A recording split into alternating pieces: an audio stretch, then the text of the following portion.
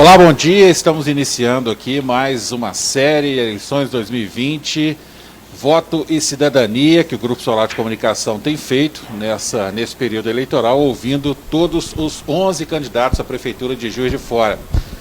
Nesta quarta-feira, o convidado é o candidato Eduardo Lucas, do Partido Democracia Cristã, a quem inicialmente agradeço a gentileza do candidato de estar conosco nessa entrevista, que será ao vivo aqui na CBN, de agora até meio-dia, e também nas redes sociais do Grupo Solar de Comunicação. Será exibida ainda nesta quarta-feira, durante o período da tarde, para que o internauta também possa nos acompanhar, e sim, já, evidentemente, em vídeo, nos verá nessa entrevista que está sendo exibida ao vivo aqui na CBN. Comigo nessa entrevista também os companheiros Renato Salles e Gabriel Borges, quem também agradeço a gentileza de estar aqui nesse dia.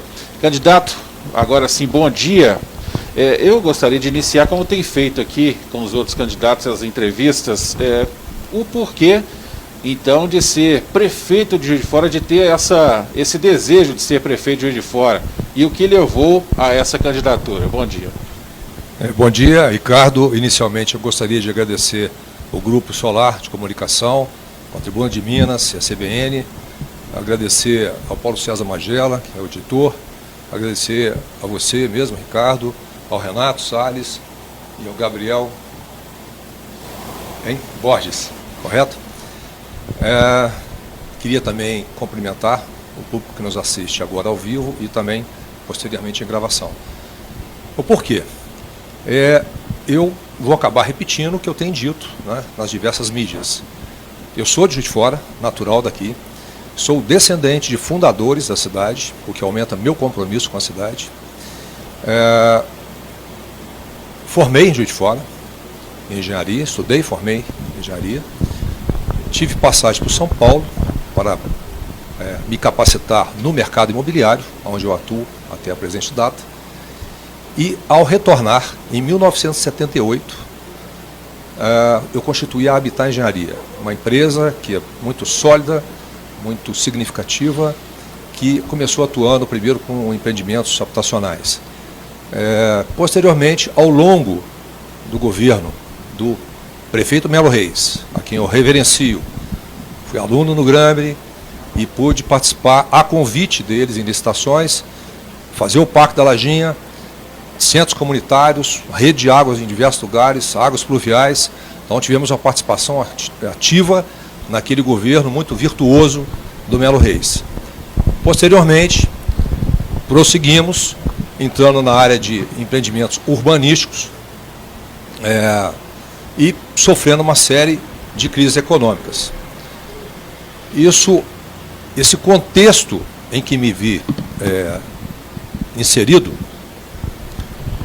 eu, por essas crises, tive passagem pelo Rio de Janeiro me especializando, fazendo diversas pós-graduações, tive no exterior também me especializando, sempre voltado para gestão de cidades, para planos urbanísticos, análise de organização de cidades. Numa passagem recente, relativamente recente, que eu tive por Goiânia, uma cidade extremamente bem organizada, onde me casei, tenho um filho de Goiânia. Ao retornar, percebi que a cidade vinha num declínio muito acentuado. E nós enfrentávamos um problema sério de uma rodovia tremendamente prejudicial à cidade, que nunca deveria ter sido rodovia, e fui chamado para fazer um plano, um projeto de um bulevar, em respeito, inclusive, à colônia germânica. Nesse momento, nós não tivemos receptividade do poder público. Foi quando eu fui convidado nessa época. Só para pontuar, você está falando da 440 aqui na cidade de Altos. 440. Que nós, com toda a elegância possível, mas de forma veemente, nos contrapomos pela série de ilegalidades, pela inadequação, pela inviabilidade que desde o início foi percebida. Esse projeto foi feito, nós denominamos de Boulevard Germânico Temático, e ele teve o condão de fazer com que realmente a Prefeitura se sensibilizasse a partir de nossos fundamentos, de que deveria realmente se transformar numa avenida, como de fato caminha para isto. A partir disso, fui convidado por um amigo historiador, extremamente importante e relevante na cidade, para que eu entrasse na vida pública. Eu descendo de políticos. Um pequeno parênteses, né? Eu sou bisneto de um advogado de Rio Novo, que foi deputado federal da primeira Constituição da República, pelo Partido Conservador, atuou firmemente.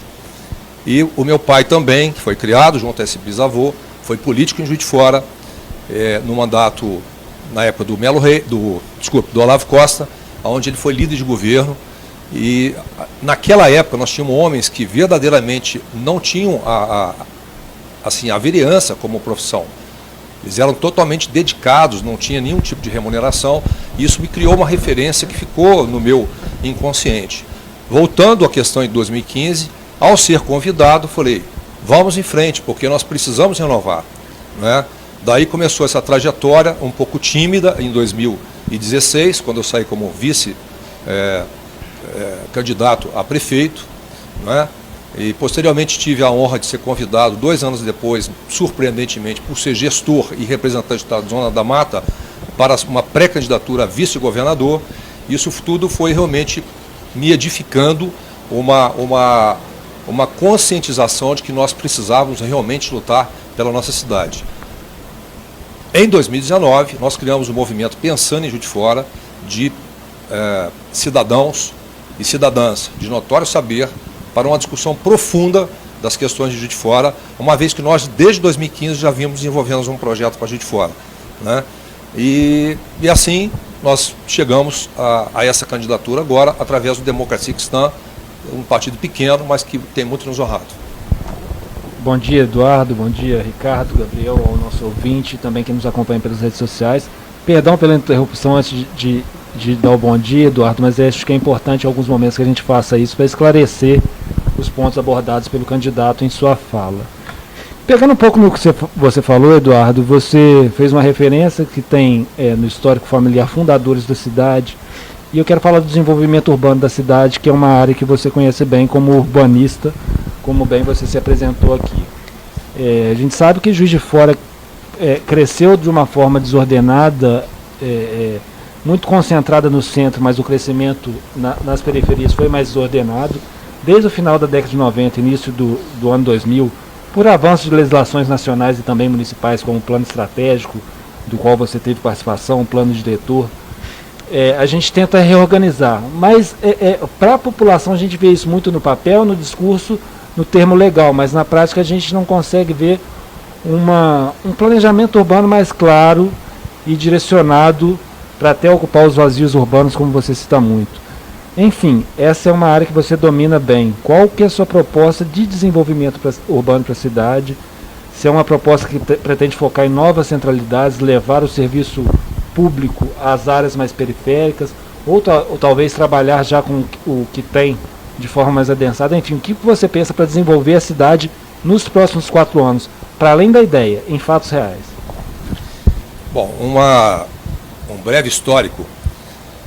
Juiz de Fora, de 1860 e 1890, sobretudo, viveu um momento altamente glorioso, virtuoso, não é? Com a chegada da ferrovia, com a União Indústria no trecho Petrópolis, Juiz de Fora, sobre a Estrada Real, que era o caminho novo. Nós tivemos, um pouco antes disso, a questão do plano urbanístico do Guilherme Henrique Alfit, né? E com a chegada do Bernardo Mascarenhas, nós tivemos esse processo de industrialização. A cidade tinha a sua economia muito focada na questão do café, daí essa necessidade da ferrovia, da União Indústria, né? E a cidade possuía, salvo engano, cerca de apenas 38 mil habitantes. Nesse período, chegou a ter 40 periódicos. Eu queria pontuar isso aí para mostrar a força que a cidade tinha. Tivemos o primeiro banco no estado de Minas Gerais, né? Juiz de Fora foi considerada industrialmente mais importante que São Paulo. É uma cidade mais... Eu nem gosto de usar os termos que usam normalmente para se referir a Juiz de Fora, mas eu faço menção a esse passado, que a cidade realmente teve uma importância extremamente grande, nacionalmente e até internacionalmente, para chegar no século XXI, onde nós temos uma cidade completamente abandonada, destruída, com cerca de 620 mil habitantes e mais uns 150 mil flutuantes. O que nós percebemos nos planos diretores é que as discussões sempre foram muito técnicas, sempre foram muito interessantes. Elas levaram realmente em consideração a questão de que a cidade pulsa para crescer, para desenvolver. O que ela não pode é inchar. De fora hoje, a meu ver, é triste dizer isso, mas é uma cidade inchada. E quando a gente busca responsabilidades, a gente entende que é a política. E eu gosto da política e vejo a política como meio da prosperidade, das realizações, das estruturações, no caso específico, das cidades. Só que não pode ser a política assim como fim, que é o que a gente tem percebido.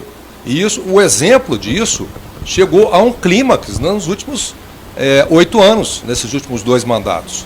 Né?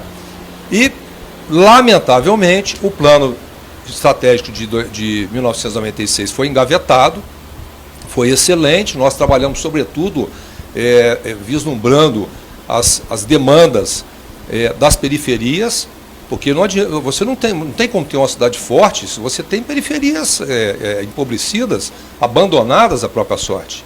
Não é? Bom, chegamos aí em 2015, e deveria ter sido em 2011, porque o limite de revisão do plano diretor são 10 anos, sob pena de você perder condições de repasse de fundo de participação de município, outras situações de entrave para a gestão pública.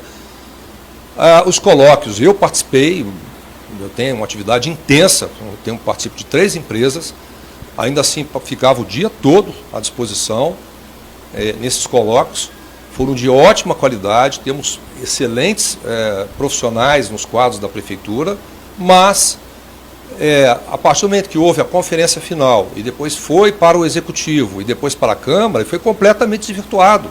Nós percebemos claramente a pressão, né, tanto a pressão política, no sentido pior da palavra, quanto do mundo corporativo em benefício de poucos grupos e em detrimento de uma cidade bem resolvida, uma cidade equilibrada, socialmente justa, sustentável, autossuficiente, e o plano diretor, a população ignora totalmente a importância do plano. Eu estava no dia da aprovação, fiz um vídeo alertando.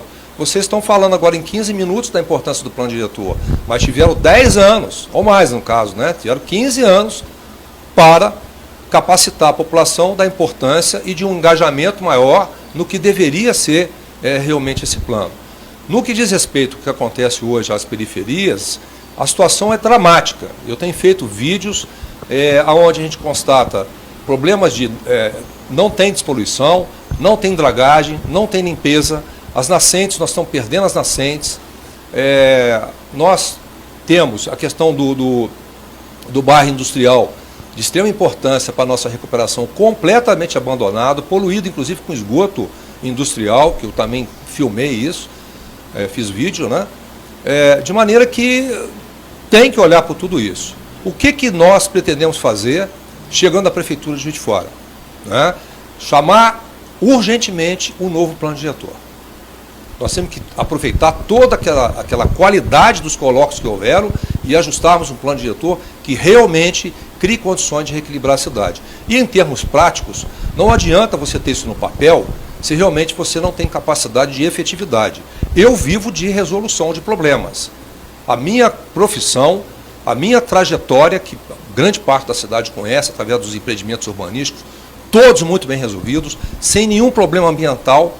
Nós temos, inclusive, comenda, assim, nos referendando, criamos reserva de permanente, natural, só tem 3 em Juiz de Fora, demonstrando a nossa vontade, a nossa disposição em pensar a cidade urbanisticamente de forma correta e também zelando pela sustentabilidade. E, proximamente, com outras perguntas, eu gostaria de falar sobre a questão da prosperidade econômica, do desenvolvimento econômico. Bom dia aos ouvintes da Rádio CBN, bom dia ao candidato, bom dia aos amigos Renato e Ricardo. Eu gostaria de aproveitar o ensejo da questão do plano diretor, candidato, também para levar um pouquinho para levar um pouquinho o assunto para o adensamento popular de Juiz de Fora. Sim. O senhor é muito crítico ao crescimento vertical aqui de Juiz de Fora, principalmente com sobrecarregamento de áreas por um número maior de famílias do que poderia ocupá-las. Eu gostaria de saber especificamente se o senhor pensa em alguma nova política para concessão tanto de licenças para a construção de novos prédios, novos condomínios, e também sobre a concessão do habite-se. O adensamento e a verticalização de Juiz de Fora é uma das coisas mais terríveis que poderia estar acontecendo na cidade. Eu sou engenheiro civil, sou urbanista, já participei de incorporações imobiliárias, que são aquelas regidas pela Lei 4.591, diferentemente das urbanizações que são regidas pela Lei 6766. É um pouco técnico, mas nos coloca em situações diversas, né? Respeito meus colegas, respeito o setor é importante pelo peso que ele tem no nosso PIB da cidade, mas a cidade não pode ficar refém da especulação, do surto imobiliário, de qualquer maneira, como se a cidade fosse apenas um detalhe no meio desse caminho, né? Sinal disso, o que acontece? Em 2015, tivemos o início da revisão do plano diretor. Um ano antes, sem que a população soubesse, sem que todos os outros, participantes da sociedade tivessem participasse desse debate, houve um aumento de 30% no potencial construtivo. E isso não foi falado, isso foi uma coisa assim, completamente dissimulada. Então foi um golpe enorme na cidade. Por quê? Porque como ia se discutir o plano diretor no ano seguinte, se aproveitou e um ano antes abriu a porteira da especulação imobiliária. Quais as consequências adversas que trazem para a cidade? Em primeiro lugar, é a ameaça do nosso patrimônio histórico. O nosso patrimônio histórico, ele é a nossa identidade. Se nós não tivéssemos uma história gloriosa, né, nós poderíamos, pode demolir casas sem valor comercial, sem valor histórico e tudo mais. O que está acontecendo é que o Compacto está dominado por um grupo do setor da construção civil e aprovam tudo. Isso já é de conhecimento da cidade, que nós estamos perdendo edificações de extrema importância, algumas completamente abandonadas, porque aí você vira um imbróglio jurídico. A questão também da aglomeração, nós estamos perdendo a skyline, porque você não tem como separar ou dissociar o urbanismo da arquitetura da engenharia. Eu sou engenheiro, mas a engenharia não pode sobrepor a arquitetura, que não pode sobrepor ao urbanismo. Nós temos cidade para pessoas, nós não temos cidade para prédios, nós não temos cidade para carros, nós não temos cidade para confusão urbana, onde a Secretaria de Atividades Urbanas ela fica complacente, em que pesa a humanidade que nós temos que ter, não é? Com a questão do adensamento e da verticalização, a aglomeração de pessoas está enorme. E o Covid veio a, evidenciar muito mais a situação nefasta que existe nesse excesso de aglomeração, porque, por exemplo, as pessoas mais idosas ficaram presas dentro de casa e sujeitos muito mais à contaminação que se tivessem em lugares abertos. Algumas pessoas fazem algumas críticas, como se eu entendesse que a cidade tem que espraiar indeterminadamente. Não, de forma alguma. Nós temos que trabalhar os vazios urbanos, né, com urbanismo de qualidade, abrindo espaço para que as incorporações aconteçam, mas com recuos, com afastamentos, com alturas adequadas, com a metragem dos apartamentos de forma digna. Não adianta fazer só produto imobiliário e trazer isso muito bem pelo marketing de produto e as pessoas depois se verem apertadas em apartamentos muito ínfimos e com problema até de exaustão, entendeu? Nesse mesmo estranhamento, Eduardo, dá para ter uma política municipal de habitação popular, porque a gente sabe que tem uma parcela muito grande da população que tem esse déficit habitacional. Porque quando a gente vê essa expansão na cidade, a gente vê muito condomínio de luxo, muita especulação imobiliária por valorização de terreno para esse fim.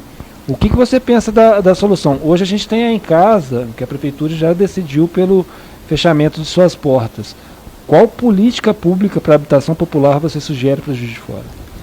Olha, em primeiro lugar, na revisão do plano diretor, nós temos que tratar do limite de construção por estudo de impacto de vizinhança. Vamos combinar. Colocar o limite em 1.200 unidades de fora é uma hipocrisia com a população.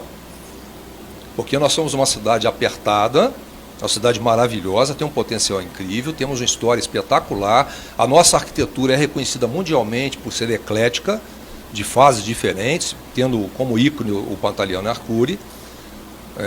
E o que acontece, o que política pode ser adotada para isso? Nós temos que estabelecer vetores, para onde o setor da construção civil, que é importante, a cidade vai continuar crescendo, nós temos perspectiva de que Juiz de Fora possa chegar, e nós temos que ter cuidado com a qualidade desse chegar a cerca de 1 milhão de habitantes para os próximos 15, 20 anos. Então, o que tem que ser feito? Pode ficar, digamos assim, as porteiras abertas desse núcleo nosso, que já está completamente saturado, congestionado, que as redes de infraestrutura, de água, abastecimento de água, de coleta de esgoto, de falta de águas pluviais, problema na mobilidade urbana, não é? Aberta dessa maneira, o que vai acontecer se nós temos hoje 620 mil habitantes, cerca disso, e chegarmos daqui a 15, 20 anos com 20 milhões, com 1 milhão de habitantes? Vai ser um desastre. Então esse plano diretor, ele também tem que ter inserido no bojo dele o planejamento estratégico, de visão de curto, de médio e de longo prazo. Não é? O que nós pensamos nessa revisão? Estabelecer vetores. Vou citar um caso que não é muito colocado em Juiz de Fora, mas da maior importância. Eu tenho amigos portugueses, para quem não sabe, arquitetura, urbanismo e engenharia portuguesa é uma das melhores do mundo, e eu tenho um intercâmbio direto, vou muito lá. Não é porque é Portugal, porque eu também pesquiso muita coisa no Brasil, mas me chamou a atenção quando eles vieram aqui e falaram: vocês estão tratando o rio de vocês como esgoto. Na Europa, as cidades que têm rio são as mais prósperas. E é isso que está acontecendo. Eu sei que vocês vão perguntar sobre questão de poluição daqui a pouco, mas eu queria já adiantar. Nós só temos 2% das nossas águas, não é? Despoluídas.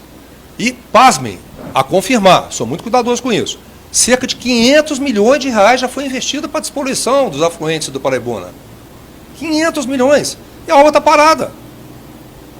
Tem um ex-prefeito aí, que deixou o outro como vice, né, como prefeito em exercício, ele falou, assim, claramente... Ex-prefeito Bruno Siqueira, né? Estou falando eu evito citar nomes, mas... Né, eu acho que é importante que o nosso ouvinte talvez não tenha esse conhecimento. Perfeito. Você está falando do ex-prefeito Bruno Siqueira.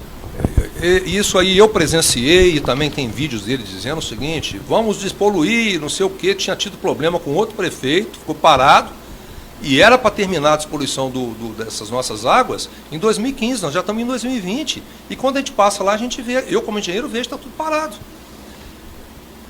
Pois então, o que acontece?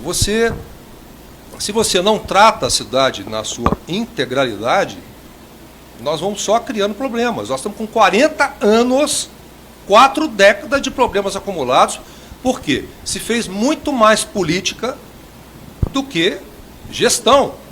E quando a gente fala, às vezes, em parlamento, Assembleia Legislativa, o Congresso, o Senado, a gente fala, é política, é parlamentar.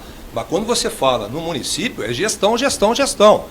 Nós pensamos a cidade, eu penso a cidade, tem mais de 40 anos. Porque eu vivo do urbanismo, eu tenho que pensar o urbanismo, no acesso, nas redes, se vai ter água, onde que eu vou colocar o esgoto, não é? Como é que vamos,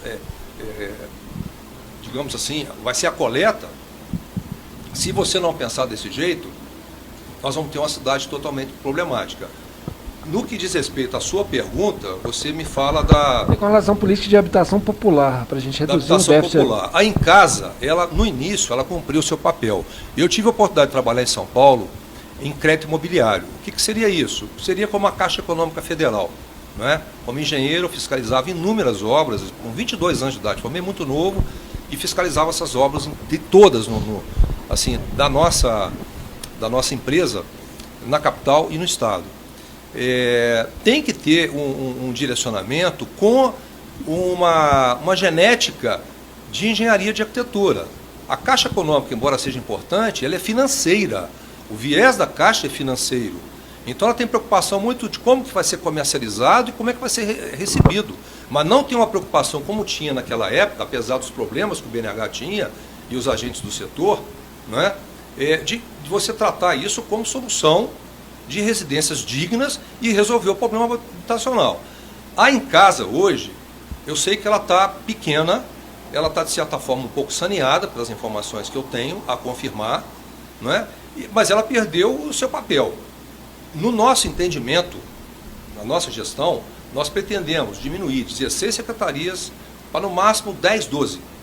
Não é? Porque isso aí é uma forma de você buscar o equilíbrio fiscal. Obviamente que essa questão da habitação precisará ser colocada numa área de desenvolvimento social, acompanhando os agentes financeiros que promovem, e aí volta a questão do estudo de impacto de vizinhança. A gente fora precisa que fique, no máximo, né, com novos vetores. Eu queria também lembrar da questão do Paraibuna, porque entendo o Paraibuna, uma vez despoluído e reurbanizado, aquela região toda pode virar realmente um setor extremamente importante para dimensionamento das empresas construtoras e para novas incorporações de Juiz de Fora. Só para ficar claro, Ricardo, perdão, quando você fala da lei de impacto de vizinhança, você pretende reduzir o limite máximo, é Sim. isso? Tem uma ideia da estimativa de quanto? No máximo 400 unidades, mas depende do mapa territorial, tá? Isso a gente pode, tem que analisar, não porque em seria, determinados lugares 400 não pode seria ser muito. algo universal para a cidade inteira. Não, né? não, O de teto forma seria alguma. 400 e em algumas regiões podia Não, ser porque- 100, 200. Não, porque a gente tem uma variedade, uma diversidade, por exemplo, de topografia. Nós já temos regiões que já estão mais adensadas, nós temos região onde você tem uma concentração do patrimônio histórico, nós temos regiões, por exemplo, onde as questões ambientais não possibilitam. Isso tudo não pode ser tratado igual aconteceu. E eu não estou como candidato agora em 2020, chegando em 2020. Eu sou de Juiz de Fora, eu sou da engenharia, eu sou do urbanismo, eu compreendo o setor da construção, compreendo perfeitamente, eu participo dos planos diretores, estudo, estou publicando livros sobre gestão de cidades, não é? E aí eu quero dizer que isso tem que ser tratado com muito cuidado. Por exemplo, eu alertei os vereadores, alertei o executivo, alertei a população de Juiz de Fora, tem vídeos gravados dizendo, olha o que vocês vão fazer com o Juiz de Fora. Não deu outra. Você vê o surto de Minha Casa Minha Vida na cidade inteira, que complicou. A cidade já estava complicada e ficou muito mais complicada. Tem solução para isso? Nós vamos ter que pegar esses gargalos que aconteceram, por exemplo, de problema de escola, de problema de mobilidade urbana, de creche, de áreas de convivência. Vamos ter que resolver isso e o novo plano diretor vai ter que ter um novo ordenamento de maneira a nós criarmos uma cidade justa e bem resolvida. Candidato, a gente, só antes de lembrar que a gente está conversando aqui hoje com o candidato Eduardo Lucas, do Democracia Cristã. De fato, o problema estrutural, ele é grave, ele precisa ser resolvido. Você tem feito críticas muitas vezes veementes até em relação às gestões de Juiz de Fora, essas críticas não são de hoje. Mas há problemas mais urgentes, candidato. E eu tenho insistido aqui nas entrevistas que as pessoas têm conhecimento dos problemas que existem na cidade, sabem exatamente, até por que essas críticas vêm sendo colocadas publicamente, onde esses problemas estão. Aí você vai me dizer o seguinte, não, mas eu estou apresentando, eu falei sobre o estudo, o diagnóstico de um plano diretor, de um plano estratégico, mas isso é uma outra crítica que tem me incomodado um pouco, porque eu tenho percebido que a pandemia, ela reforçou e potencializou os problemas que a cidade tem diante de fechamento, diante de distanciamento, de março para cá. Efetivamente, e aí já entrando numa outra área, já que a pandemia envolve a saúde, o que você faria a partir do dia 1º de janeiro para se diferenciar dessa atual administração com medidas já propostas e que entrem imediatamente em ação?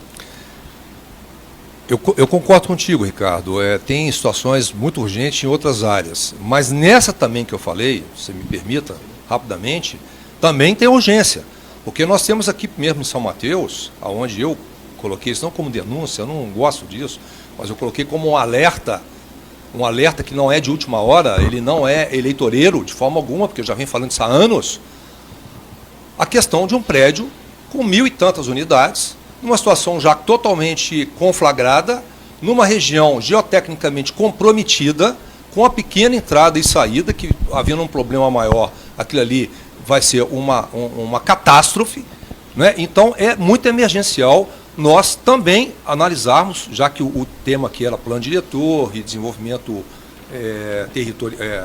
de edificações no espaço territorial, a gente tratar isso como urgência. Agora vamos à questão que você está abordando aí da economia, né? Sobretudo da economia e da questão da saúde, da questão social. Foi dramático o que aconteceu, é lamentável. No início, por exemplo, do isolamento social, eu fiz vídeo, nós encaminhamos o nosso movimento, que ainda não estávamos como partido, né? Tem gente que está com partido há muitos anos, já disputa eleições há muitos anos, aí, já usa mídia há muitos anos, nós não. Nós fomos ter uma convenção de partido há cerca de 2 meses atrás, né? Mas, enquanto movimento da sociedade civil, a gente já vem participando há muito tempo. Então, eu gravei esse vídeo sugerindo o Expo Minas, que está realmente lá largado, né? A gente sabe que, tecnicamente, ele foi feito de forma inviável, ele está de costas para a Juiz de Fora, ele está de frente para a BR-040 como se fosse uma avenida, e a BR não é uma avenida, ele não tem um acesso. Para você chegar num local daquele, você tem que entrar dentro de uma rodovia para poder chegar num espaço de eventos. Então, quer dizer, uma falha clamorosa. E por essas razões, dentre outras, de falta de comunicação, por exemplo, no mundo virtual, ele está subutilizado. Nós sugerimos que fosse feito um hospital de campanha, porque naquela época entendíamos que não poderia haver uma distribuição dos casos de contaminação de Covid, não só de fora, mas da região, em hospitais indiscriminados. Isso é uma coisa que, desde a gripe espanhola, lá em 1914, 1918, que já se fazia um isolamento, tratar com toda a dignidade, colocar dentro de um espaço de logística. Em Belo Horizonte, o governador Zema adotou, porque os Expo Minas eram da Codemig. Em Juiz de Fora, nós não tivemos resposta nem do governador e não tivemos resposta também do prefeito. Posteriormente, o João Penido passou a ser uma referência, né? E também numa situação que, a nosso ver, deveria ficar praticamente exclusivamente por conta disso, uma vez que nós continuamos ainda no processo do Covid. Pode ser, e a gente espera que não, que tenha até uma segunda onda do Covid, como está acontecendo na Europa, e a gente espera que não aconteça aqui no Brasil. De forma que essa questão das internações, né, estão espalhadas pelos hospitais de fora. Nós entendemos que isso não é correto, né? Porque você tem uma série de outros casos de comorbidades que precisam ser tratados, e de repente você tem lá pessoas que estão convivendo de uma maneira ou outra com aquele corpo clínico e também numa distância muito pequena desses casos de contaminação. Não sei se você também, a tua pergunta, contempla a questão econômica, seria isso? Eu queria até abordar a economia depois. Tá. Efetivamente, na área de saúde, você Sim. tem, por exemplo, na pandemia, cirurgias eletivas que estão paradas, exames, consultas que foram prejudicados, são números que estão represados por causa do distanciamento e do isolamento. O que você, a partir de janeiro, faria na área de saúde, efetivamente, para tratar essas questões e agilizar essa demanda que, afinal de contas, a saúde é uma situação que não pode esperar? Perfeitamente, eu faria o mesmo que eu estou dizendo. Já que nós já temos esse encaminhamento para o Hospital João Penido, transformá-lo num hospital de referência exclusivamente. É claro que isso tem que ser feito junto com o Estado, porque o João Penido é ligado ao Estado, não é? E que isso não aconteça nos outros hospitais, de maneira que os outros casos vão continuar tendo seus atendimentos normais. Eu não sou um especialista, não sou médico, eu não sou da saúde, mas sou filho de médico, clínico geral, médico de família, sanitarista, sou casado com médica, minha família é toda de médico, eu discuto e absorvo esses conhecimentos, não no nível científico, técnico, mas, assim, do ponto de vista da lógica, que nós trabalhamos muito na área da engenharia, e práticos, sobretudo, nós temos que ser muito práticos, não adianta a gente ficar só com papel, com projeto, isso aceita tudo. Nós temos que fazer efetividade disso aí. Eu sugiro que, no que diz respeito à questão do Covid, que o Hospital João Penido, já que o Expo Minas não foi aceito por esse prefeito que está aí, e se nós estivermos lá, podemos até repensar essa situação, se infelizmente houver um agravamento da situação, né? Fora isso, eu entendo também que as cidades da região precisa haver uma tratativa, vamos dizer assim, do prefeito de fora com as cidades, no sentido de que, em muitos casos, fique na sua região de origem. Porque nós somos uma liderança da cidade, mas nós não podemos absorver todos os casos de 100, 120, 130 cidades, inclusive do estado do Rio de Janeiro, que por problemas de deficiência lá, tem trazido esses casos para a gente fora. Mas a cidade recebe dinheiro para isso, candidato. Não. Na gestão plena de saúde, o dinheiro que vem do governo federal é justamente para atender essa população estimada aí em cerca de 2 milhões de habitantes. Né? Sim, sim. Não, isso aí eu concordo contigo, não tem dúvida nenhuma. Aquilo que nós recebemos, nós temos que dar, é claro, nós temos que dar contrapartida de serviço. Mas tem que ver, aí tem que analisar melhor, se não está havendo excesso em cima disso, sobrecarregando o nosso sistema. Aí nós não vamos dar conta.